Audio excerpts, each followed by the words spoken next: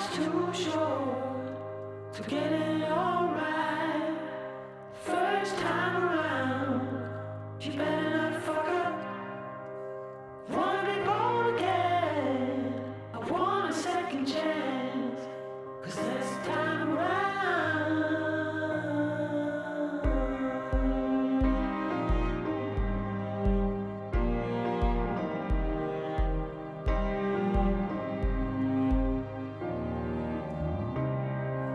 Win or lose, it should be worth the fight. Alright guys, so as you see, pulled the head. This is what we were working on today. We're going to be swapping out and upgrading the valve springs to what I have here, which is a set of Brian Tooley Racing valve springs.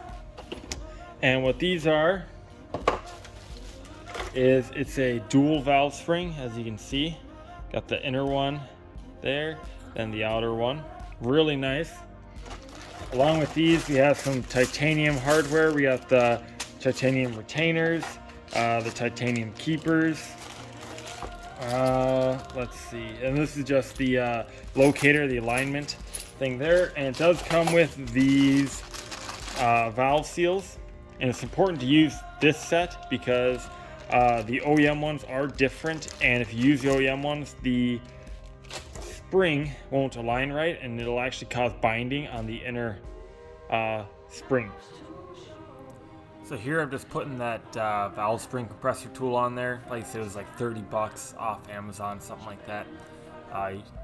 My base gripe is that you do need to be really careful about lining it all up and whatnot. So here, as I'm tightening it down, you can see that the keepers aren't releasing. That's because the valves are still stuck. So I went to the back side with just a dead blow hammer, tapped the valves, and they popped right free.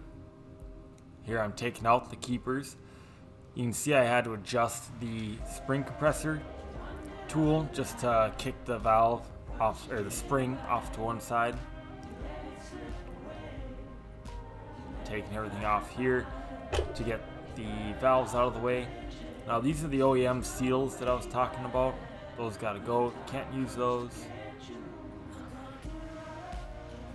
You wanna make sure that there's good oil underneath the spring alignment. Dowels there at the bottom. And here I'm just using a 12mm socket to tap those oil seals on there, those valve seals. Make sure that they're all nice and seated. You can hear an audible change in the tone once they're all bottomed out. Obviously here I'm just putting the new springs on with the titanium retainers.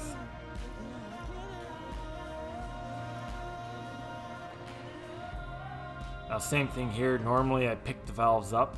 I pick the head up and I keep constant pressure up on the bottom of the valves as I'm putting the keepers in. Normally there's one gap that's going to be a little bit bigger than the other, and that's where it's easier to drop the keeper in, and then you slide it around like I did there. And here you can see the valve did end up sagging just a little bit, so I just had to lift the head up, put the keeper in, and now she's all good. After that, now we can go ahead and take everything back off. I'm a little bit anal about this, so I was just adjusting them to make sure that they're all consistent with all the other ones. Keep the keepers horizontal if I can. Just like that. And that's all she wrote. Now that I got that set done, this is the next cylinder head, and I'm just going to knock this side out real quick. You can see up top I do have those little cups, those Jello cups that I got from the dollar store. They came in handy this time because I could open up all the bags for all the keepers and keep them in a nice big tray, so I didn't have to worry about losing them. And I could put and keep all the old valve seals and keepers, the old ones, in the other one and keep them separate and contained, so I didn't have to worry about accidentally using the old ones or whatever. So it was a big help there.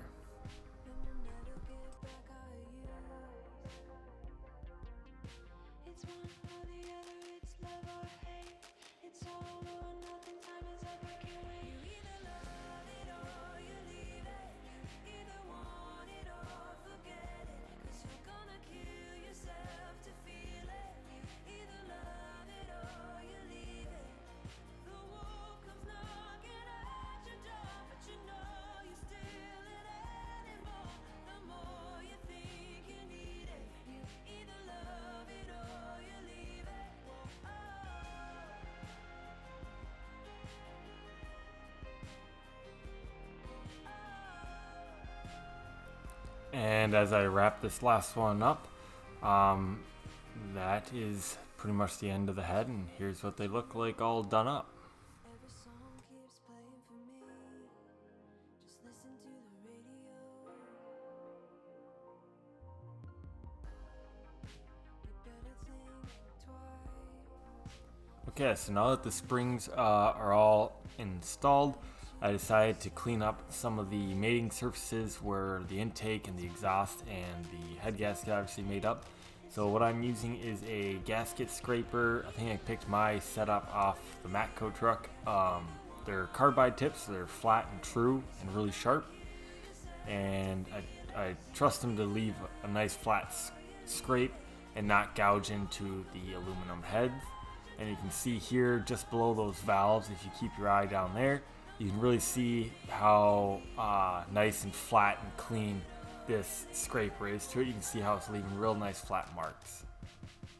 So I'm just going over all the surfaces, not taking off any metal or anything, just leaving a really nice surface.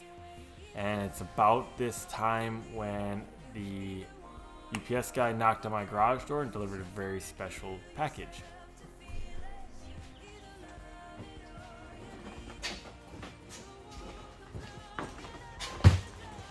Okay, so now that the heads are done, this just came in the mail. It's something that I'm really excited about because it's a little wet. This is all brand new carpet for the inside of the RX-7, and it comes with everything. This chunk here is for the trunk, I believe, and this, oh yeah, yep, these are for the fenders. Yep, these go around the wheel wells, the wheel arches. More, and then here, this is the main cabin stuff. Oh, it does come with the padding underneath. Yeah, this is the main, oh yeah. So as you can see, it comes with the new heel guard and everything. So this is already molded too. Oh yeah. So, like I said, this is the new carpet for the RX-7. Hopefully I can pull that old ratty one out. Help get rid of some of the smell, clean up underneath and whatnot. This is going to take a while. It's going to be pretty time consuming. So yeah, hopefully this will get rid of some of the smell and whatnot. It's going to take a while because I'm going to need to glue everything down, make sure that it doesn't move, and I'm going to pull the old one and use that as a template to cut this one. So hopefully, I'm probably just going to plug away at a little bit here, a little bit there. Like I said, I want to take my time with it. So. But with that being said, the cylinder heads are done, put together. Super excited about that. Still waiting on the parts for the bottom end, the rotating assembly for the block. Then once we get that, I have pretty much every single thing that I need in order to put that engine back together and get it ready to drop into the RX-7. So getting the heads done was a nice little step. But yeah, we're just gonna keep the momentum going, keep the ball rolling. So if you guys made it this far, appreciate it. Be sure to leave a big old thumbs up, subscribe so you don't miss anything else, and we'll see you guys in the next video. Bye-bye.